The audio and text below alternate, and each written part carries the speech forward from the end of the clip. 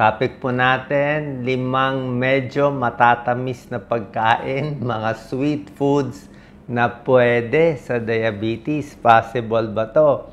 Diba, alam naman natin, pag matamis, bawal sa diabetes. Pero syempre, meron tayong sweet tooth eh. Misa kailangan mo kumain ng matamis eh. So, ano tong 5 na medyo matamis lang? Hindi ko sinabi matamis na pwede sa diabetes. Tingnan natin. Number 1, dark chocolate. Okay? Actually, yung dark chocolate, dapat more than 70% cocoa siya. Actually, hindi na siya matamis eh. Mapait-pait na to. Okay? Mapait-pait na to na medyo matamis-tamis pa konti.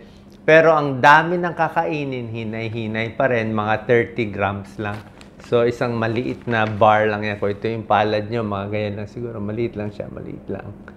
Maliit lang siya. Okay, 30 grams ng dark choco. Number 2, dark chocolate, maganda rin. Maganda sa puso, may flavonoids, diba? Ayaw mo lang yung mga milk chocolate o yung mga chocolate chips na matatamis. Number 2 na pwede na medyo matamis, gelatin. Okay? Bilang dessert, gelatin. Pero yung gelatin na low sugar, hindi yung ibang hagawa ng gelatin na flavored gelatin. Yung gelatin na matabang-tabang, maganda po. May pag-aaral na maganda siya sa diabetes. At hindi siya nakasasama. Pwede siyang dessert. Number 3, mansanas, apple. Okay?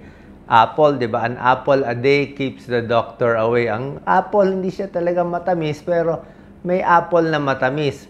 Ang apple, mababa ang glycemic index. Ibig sabihin, kahit kumain ka ng maraming apple, 2, 3 apple sa isang araw, pwede.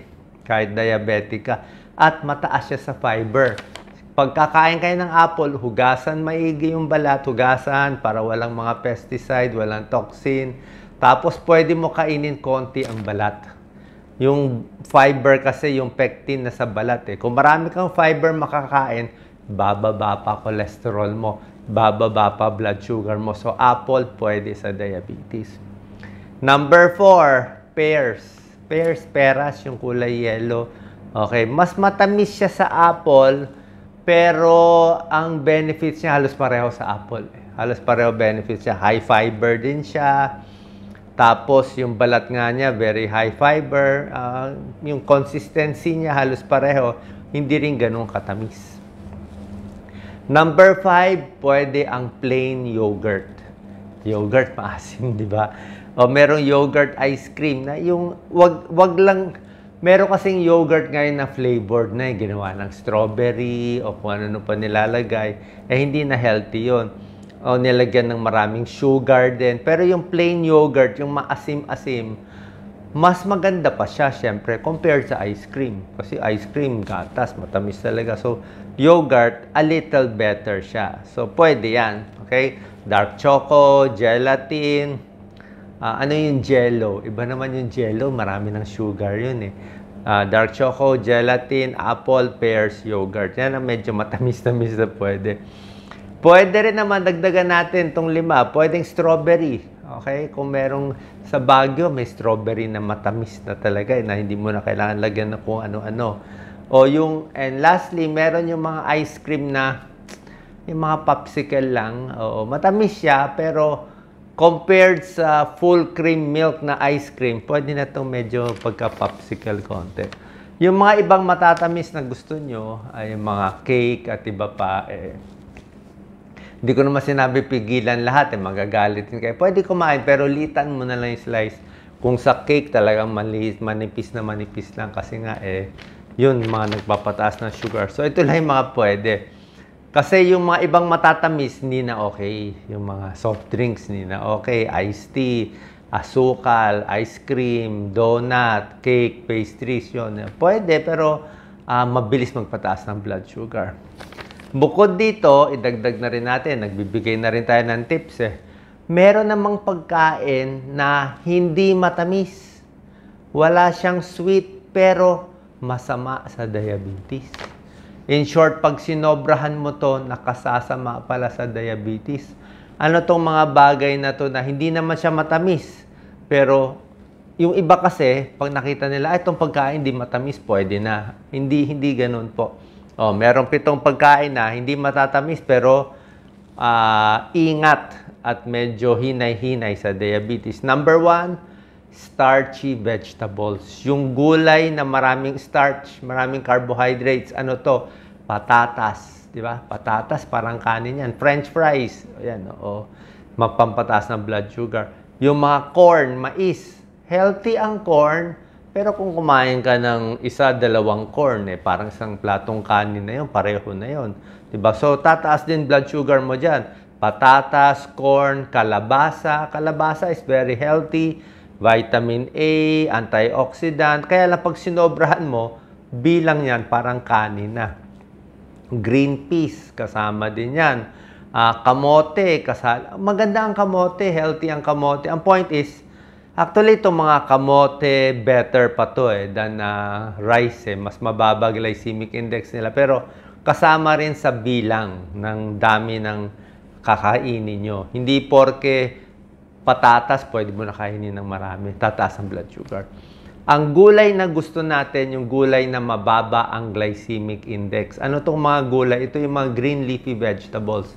Ito yung pampababa ng blood sugar, mga kangkong, spinach, lahat ng talbos, pwede. Basta green leafy, pechay, pwede. Malunggay, pwede.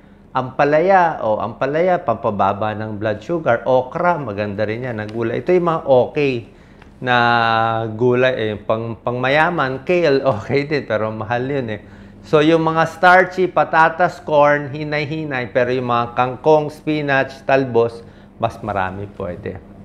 Number 2, na hindi matamis, na medyo bawal sa diabetes, yung red meat, yung baboy, baka, processed meat, hotdog, ham, lahat yon.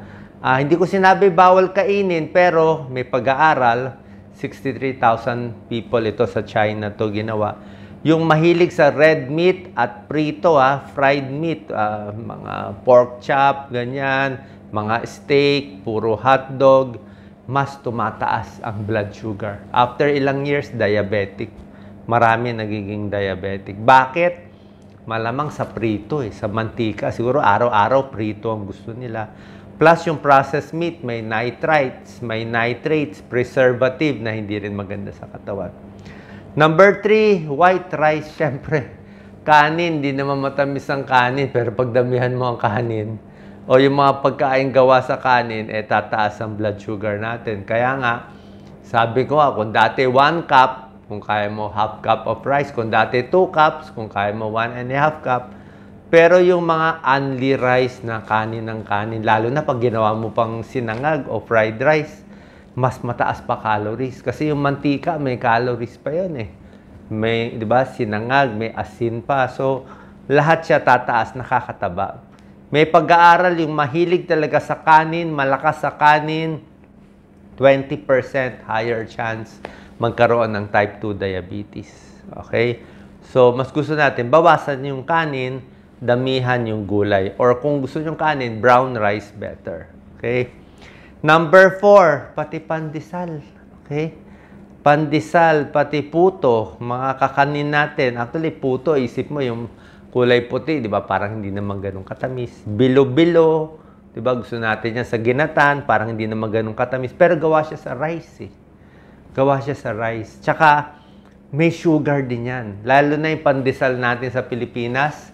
Di ba yung pandesal natin, pwede mo na tayo kasi pandesal and soft drinks ang pinagsasama. Pero ang pandesal sa Pilipinas, ayon sa mga bakers na kilala ko, ang taas ng sugar content natin. Kaya pag kumain ka ng tinapay sa ibang bansa, yung mga French bread, kita mo, walang lasa. At sa kanila, walang lasa. Basta sa atin ang tamis. Talagang nilalagyan ng maraming sugar yun. Nilalagyan pa natin ng palaman. Paano na? Gawin mo pang ensimada. Gawin mo pang Spanish bread, talagang matamis na yun. So, pandesal, puto, kakanin, pwede kainin, pero isipin nyo, parang kanin siya, binibilang natin yung dami, nakakataas din ng blood sugar.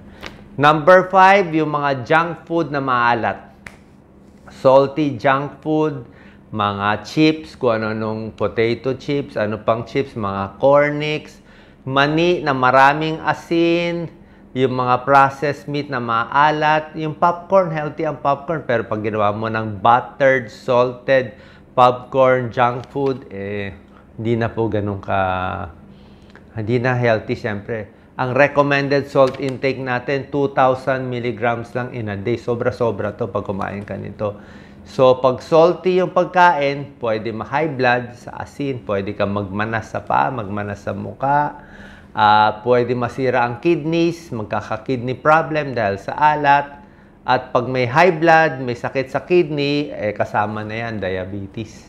Diba? Konektado kasi ito. Usually, ang isang pasyente, merong metabolic syndrome na tinatawag. Ang metabolic syndrome, parang na-chapsuy mo yung sakit. So, pag isang pasyente, middle age, 40, 50 years old, mataba, tapos ma-expect mo na yung blood test niya, mataas ang blood sugar, diabetic, may high blood, mataas ang cholesterol, mataas uric acid, later on, masisira kidneys, magkakasama yun. Tawag doon metabolic syndrome.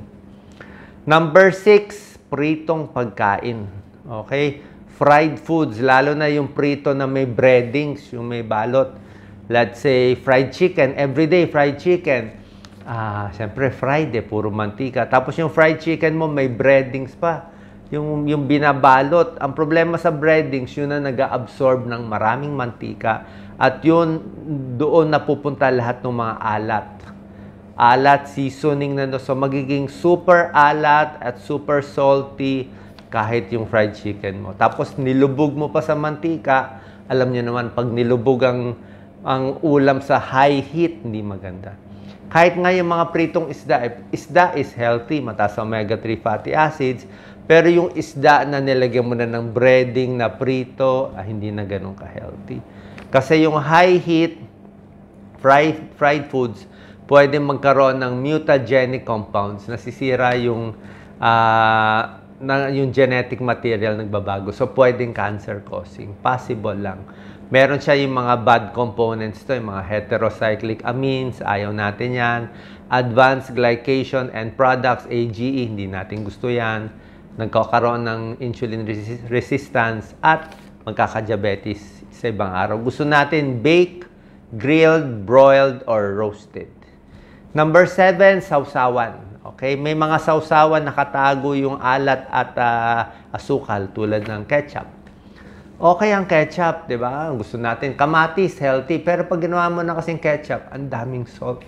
Kaya nga yung mga may kidney patients, yung mga mataas ang creatinine, bawal na ketchup. Sobrang alat salty and sweet, marami nakatago. Okay, yung kamatis mismo pwede. Mayonnaise, syempre, fatty ang mayonnaise, di ba? Thousand Island sauce, ranch sauce, minsan hindi mo halata Pero doon nakatago yung high fat, high salt, at may mga sugar na nakatago. Anong sausawan? Maganda, suka. Suka, pampababa ng blood sugar. Di ba? Alam natin, suka. O kalamansi. Ako, suka, kalamansi na lang. Yun na lang gamitin natin. Suka, nakakababa ng blood sugar. Di ba? Sinabi ko sa inyo, apple cider vinegar, kahit sukang puti, acetic acid yan. So, kahit 2 kutsarita, sa isang araw, minsan 2 kutsarita sa salad. Yung iba, ginagawa, iniinom 1 kutsaritang suka, nilalagay sa tubig, iniinom before meals. May konting pag-aaral yan na nagpapababa ng blood sugar. Pero syempre, kung mataas na sugar mo, magpapacheck tayo sa doktor, di ba? Lalo na kung mataas. Ito mga tips naman natin, tulong lang sa diabetes para mas mapababa yung gamot ninyo. Kasi ayaw natin tumaas ang sugar nyo. Sa diabetes kasi, kahit konting taas lang sa sugar, ayaw na natin So, healthy food, pag tumataas yung sugar, napakain ka, nagkamali ka, imbis na magsisi, maglakad ka ng mga 2,000, 3,000 steps. Para pag nag-exercise ka, bababa yung blood sugar. So, saan pa nakatulong to? Tamang pagkain, tamang exercise, at syempre, gamot mula sa mga endocrinologists para makontrol ang blood sugar. Salamat po.